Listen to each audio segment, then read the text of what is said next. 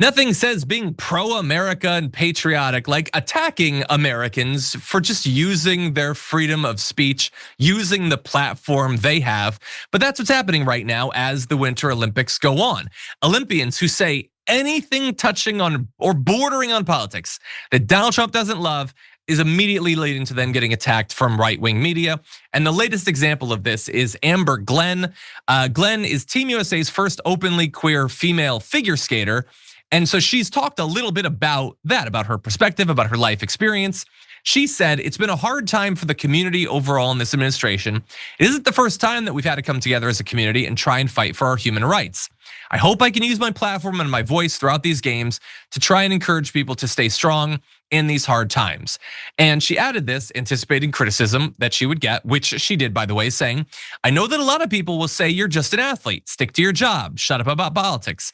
But politics affect us all. It is something that I will not just be quiet about because it is something that affects us in our everyday lives. So of course, there are things that I disagree with, but as a community, we are strong and we support each other, and brighter days are ahead of us. And obviously that's unacceptable, I guess. So she had to be, I mean, how dare you show solidarity with the community that you're a part of? That seems unacceptable. She's not like attacking Trump, like she's saying it's hard, but she's not like going on a rant against like Howard Lutnick or whatever.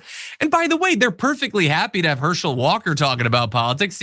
Trump loves citing the sports figures that he likes or whatever. Obviously, we can get into Riley Gaines. They're all allowed to talk about it. It doesn't seem like they want sports people to stay out of politics. It seems like they want sports people that don't agree with them to stay out of politics. And their criticism did come, and it was, I think, just a little bit over the top. Take a look. She was a 3-time reigning champ and was expected to at least win a medal. She flopped, got 13th place. So I'm thinking to myself, like maybe she should focus on doing what she came there for rather than political bashing of the Trump administration. I don't know why we don't start vetting these Olympians before they actually start to represent us overseas for their patriotism. My friend at the Federalist, Sean Davis, he wrote this, not Sean Davis, Sean Fleetwood, he wrote this great article. He said the patriotic thing to do is actually to root against these unpatriotic Olympians because they're going out bashing us. Why should we cheer for them? Why should we want them to win? Because they're your fellow American and you shouldn't expect that literally everyone in the country agrees with you on literally every topic. That's an absurd standard to have. Let's also be very clear and let's also be clear about who she is. She's Sean Duffy's daughter or whatever. So I guess I guess she can talk about politics or whatever. Weird. They were perfectly happy with like a reality TV show host opining on politics on the news. It's weird who gets to talk about it, who doesn't. But what she's saying there, Tehran, is we should vet them for patriotism. And patriotism, they throw out there as if it's one thing. It isn't. I define patriotism entirely differently than they do. No, they want themselves to choose who gets to compete. And let's be clear, if that's what we're choosing based on, you know what we're not choosing based on? Merit, talent, skills, the ability to win. What they're saying is, this is not gonna be a meritocracy. Instead, we're gonna look into other contextual things. We're gonna do DEI for conservatives. Liberals don't get these positions, no matter how, even if they're better, even if they beat the conservatives, they don't get to compete anymore. It has to be someone that we find acceptable. And to say that while pretending to be pro-American, when you're putting across a plan that is inherently anti-American, probably unconstitutional as well, seems ridiculous to me. Tehran, what are your thoughts? Well, I think that they don't want to hear other people's thoughts. They just want to hear their words coming out of other people's mouths. And that seems to be something that's happening across the platforms where I see on all sides, no one wants to actually hear an opposing opinion. The one thing I do know is that when athletes in the past were critical of the Obama administration, Tim Thomas, Matt Burke, James Harrison, football players that refused to go to the White House when they won, there was no opposition. There wasn't a big backlash on why are you not visiting the president at that time. In fact, when people were critical of President Obama, I saw a lot of conservatives rise to the occasion and no one talked about anti-patriotism then. One of the most anti-patriotic things you can do is go against specifically the Constitution, and the fundamental institution of the Constitution is freedom of speech, and it's the right to critique the politicians in power specifically because of that. That is what this country was based on. Anything else is actually unpatriotic.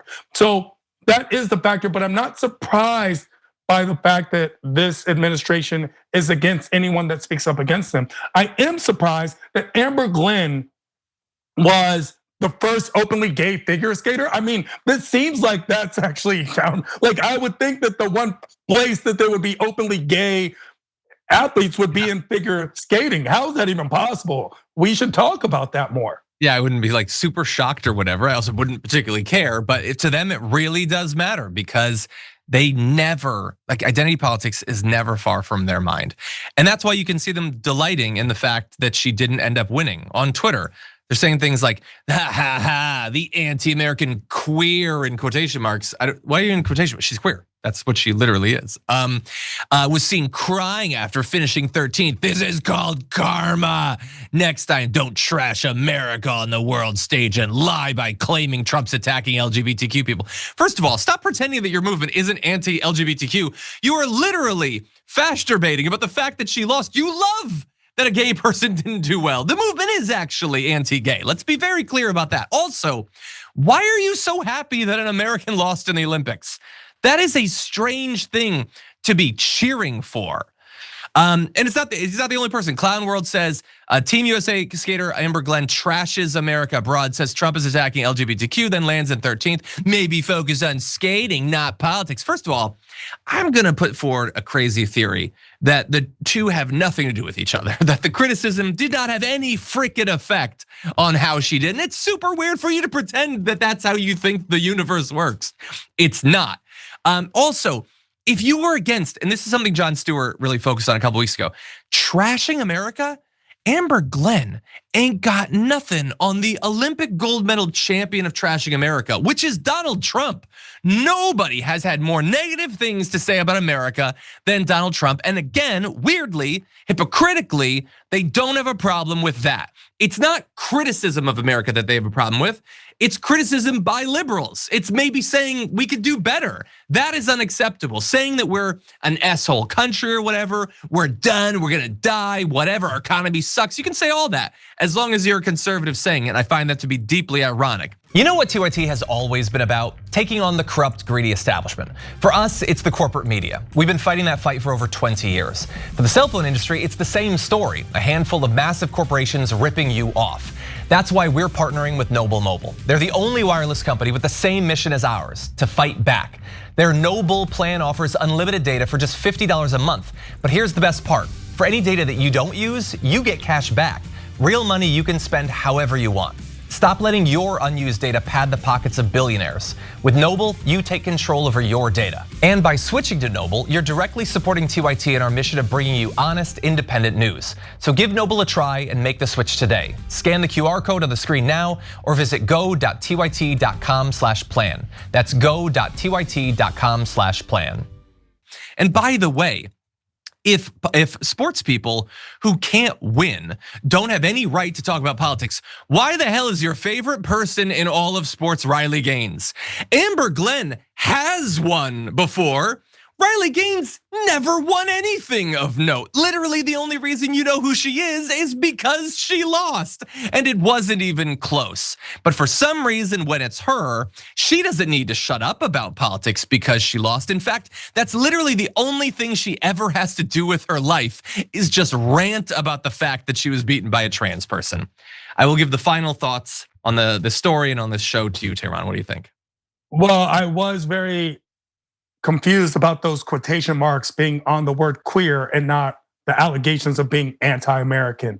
Wrong punctuation. We should probably have better educational system in this country, and then we'd have less to critique and criticize.